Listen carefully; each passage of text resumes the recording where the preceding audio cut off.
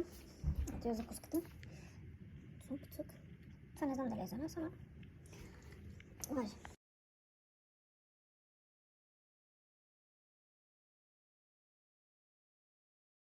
Отивам да си купя сет за операцията. Това са...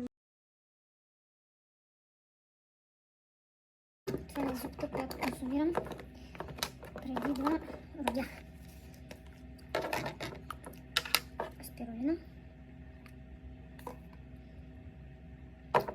Тук предварително съм си наляла някакъв сок, нещо, което да ми неутрализира вкуса на спирулината.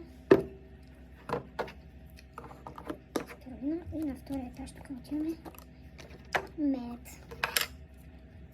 Медът е манов. Да, по-малко си слага. И това го разбърквам и го изпивам на екс. Така се оцелява си в болница. Ето какво ми донесоха. Ще я покажа. Това е сет се води. Адарата. Адарата БГ. Сет за сезоносечение. Това не знам какво е. Не интересува. Ръкавици, както гледам, облека на хората. И това нещо струва 135 лева. Задължително е да си го закупи.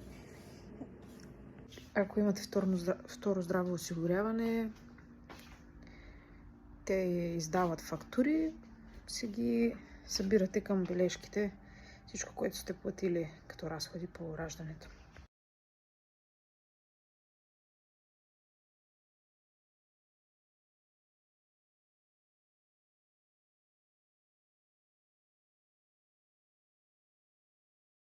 Да, за най-натовареното време. Това е някакво.